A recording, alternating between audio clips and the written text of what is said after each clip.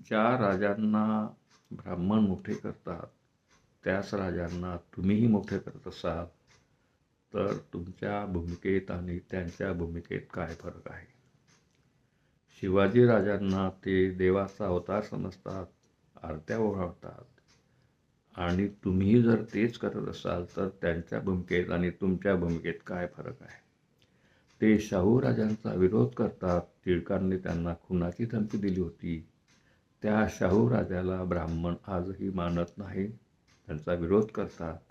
म्हणजे या दोघांमध्ये, शिवाजीमध्ये आणि शाहूमध्ये विचारांचा जो फरक आहे त्यामुळे शिवाजी ब्राह्मणांना जवळचा वाटतो आणि शाहू महाराज दूरचे वाटतात.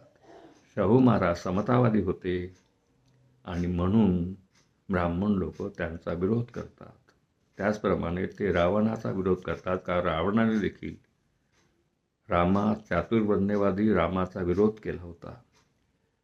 रामाने शंभुकाचा वध केला शूद्र म्हणून आणि रावणाने असं काही केलं नाही.